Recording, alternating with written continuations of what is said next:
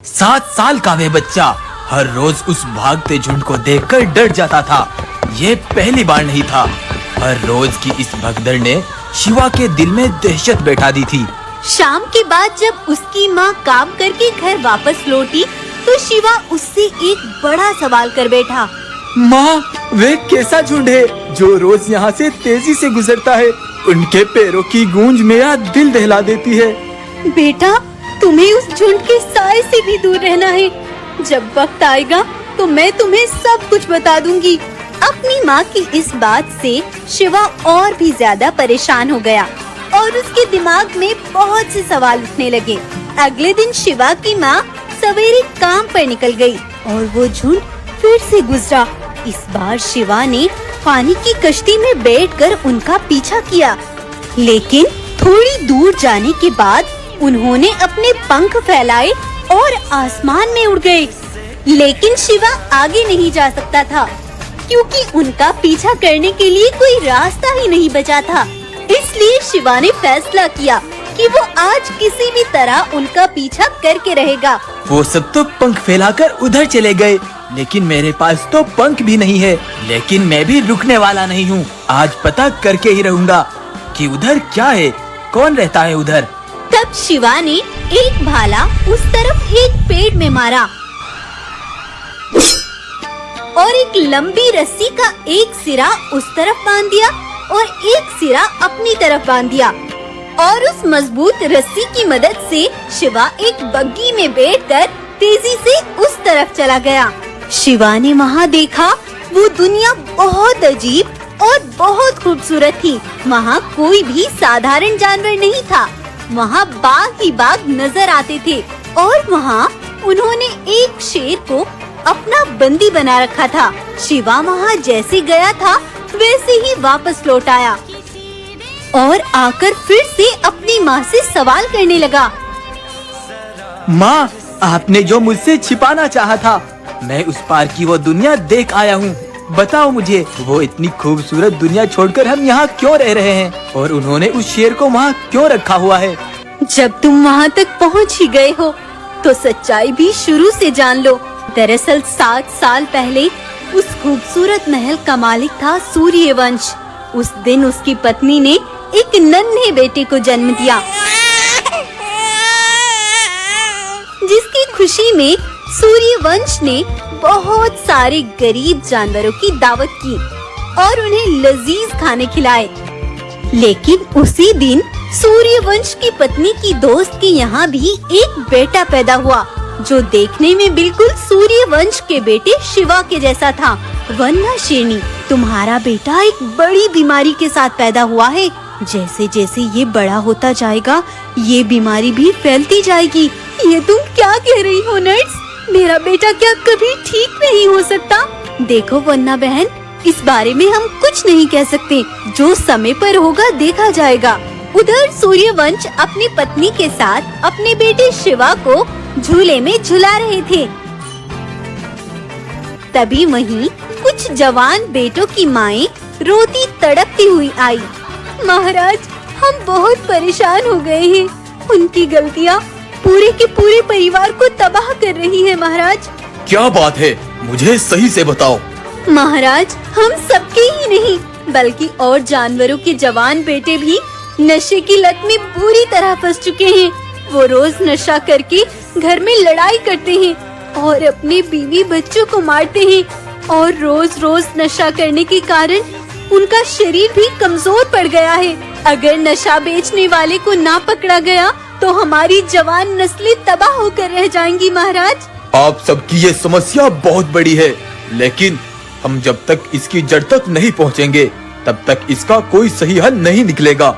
इसीलिए तब तक मैं तुम सबके बेटों को यहाँ अपनी कैद में रखूंगा ताकि वो नशे से दूर रह सके। उन्हें यहाँ कोई दिक्कत नहीं होगी। सूर्यवंश ने उन जवानों को अपनी कैद में रखा, उन्हें वहीं भोजन दिया और वहीं दवाइयाँ दी। उसके बाद सूर्यवंश ने अपने कुछ सिपाहियों को अपने पास बुलवाया। ड्रग्स बेचने वाला कोई अकेला नहीं होगा। वह छोटे छोटे अड्डों पर अपना धंधा चला रहा होगा। तुम 2-2 सिपाही अलग अलग दिशा में जाकर उसके असल मालिक तक पहुँचो। वो देखो, मिल गया मुजरिम। चलो चलते हैं। तुम जो धंधा करते हो मैं उसके बारे में जानता हूँ, लेकिन डरो मत, मैं तुम्हारी शिकायत किसी से नहीं करूँगा, बल्कि मैं तुम्हारे साथ मिलकर ये काम करना चाहता हूँ। तो फिर ठीक है, चलो मैं तुम्हें हमारे सबसे बड़े मालिक से मिलवाता हूँ। तब वो दोनों उन सिपाहियों को लेकर अपने मालिक तक पहुँचे और यहाँ सारा नशे का काम होता था।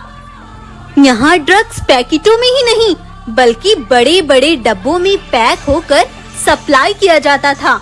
यहाँ का मालिक नशा बनवा कर खुद उसे बेचता था।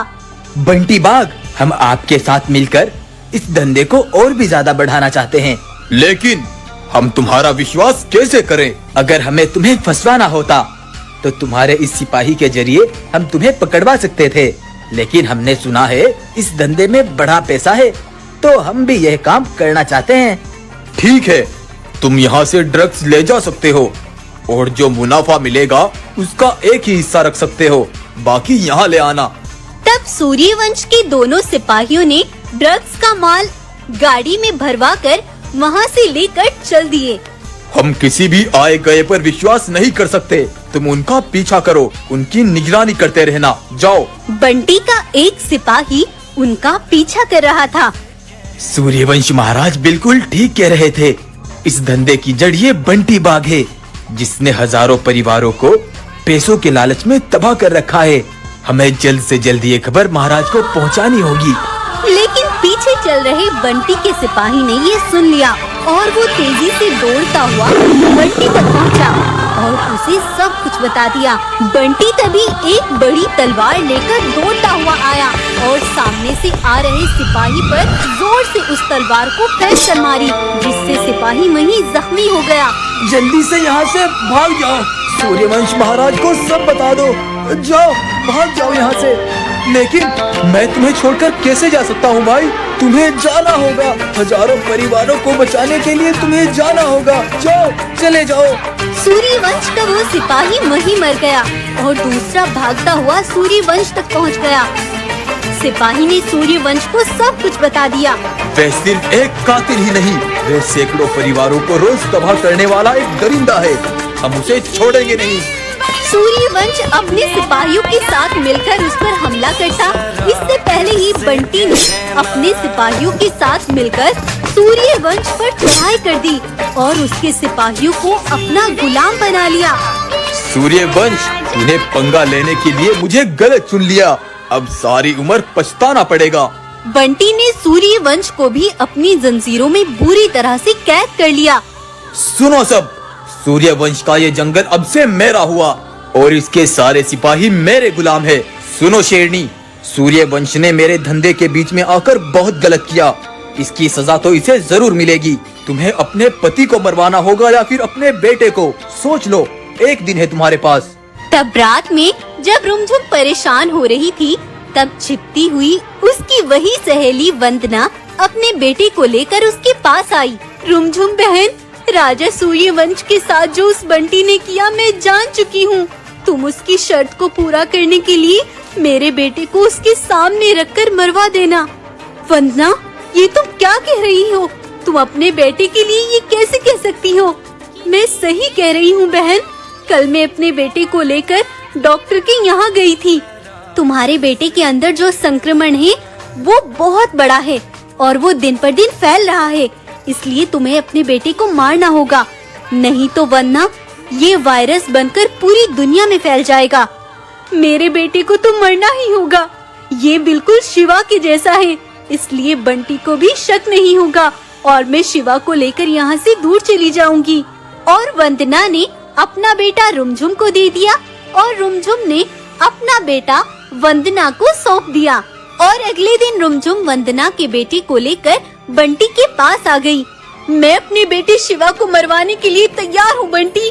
ये सुनकर सूर्यवंश के माथे से पसीने आ गए। तुमने अपना वादा पूरा किया, इसीलिए हम तुम्हारे और सूर्यवंश के प्राण बख्श देते हैं, लेकिन इस जीवन के लिए तुम्हें हर रोज आकर हमारे यहाँ काम करना होगा। और तब बंटी के सिपाही ने वंदना के बेटे को तुम्हें समझकर मार दिया और जिसे तुम बेड़ियों में बंधा देख कर आए हो वो कोई और नहीं, तुम्हारा पिता है शिवा। और पिछले 7 सालों से बेटा मैं हर रोज वहाँ जाती हूँ और उनके आगे काम करती हूँ ताकि वो तुम्हारे पिता सूर्यवंश को जिंदा रखें। लेकिन वो झुंड यहाँ कैसे आता है माँ, और वो पंख उन्हें कैसे मिले? शिवा बेटा, एक रात कुछ जादुई घोड़े यहाँ पास में ही थोड़ी दूरी पर आराम करने के लिए उतरे थे। उन सब ने अपने पंख उतारकर अपने पास रख लिए, लेकिन बंटी के सिपाही थोड़ी देर बाद यहीं से गुजरे। जब उन्होंने जादुई पंख वहाँ रखे देखे तो उन्हें चुरा कर वहाँ से भाग गए और अब वो सैर सपाटा करते हुए यहाँ से गुजरते हैं। मुझे उन्हीं घोड़ों से मिलना है माँ, चलो तुम मुझे वहीं लेकर चलो। शिवा जाकर उन घोड़ों से मिला और उन्हें सब कुछ बताया। हमें वो जादुई पंख काली घाटी में प्रकट होने वाले एक जिन ने दिए थे। तुम मेरे साथ चलो, वो तुम्हारी मदद जरूर करेंगे। शिवा उस घोड़े के साथ वहाँ गया और प्रकट होने वाले जिन को अपने पिता के बारे में सब बताया। घबराओ मत शिवा, हम तुम्हें ऐसी ताकत देते हैं जो तुम्हारे वजूद को बड़ा कर देगी, जिससे तुम उनसे लड़ सकते हो। जिन ने उस 7 साल के बच्चे को अद्भुत विशाल रूप दे दिया और शिवा अद्भुत ताकत के साथ बंटी तक पहुंचा। विशाल शिवा को देखकर कुछ सिपाही तो वहां से भाग गए और बंटी के कुछ सिपाहियों को शिवा ने उधेड़ कर रख दिया। शिवा ने बंटी को बंधवाकर इसी तरह जिंदान में रखा जिस तरह से सालों से उसने सूर्यवंश को अपनी बेड़ियों में बांध रखा था, और फिर से सालों से बिछड़ा परिवार एक हो गया। सूर्यवंश, रुमझुम और शिवा फिर से महल में रहने लगे। तो अगर आपको ये कहानी पसंद आई है तो वीडियो को लाइक करें और चैनल को सब्सक्राइब करें। धन्यवाद।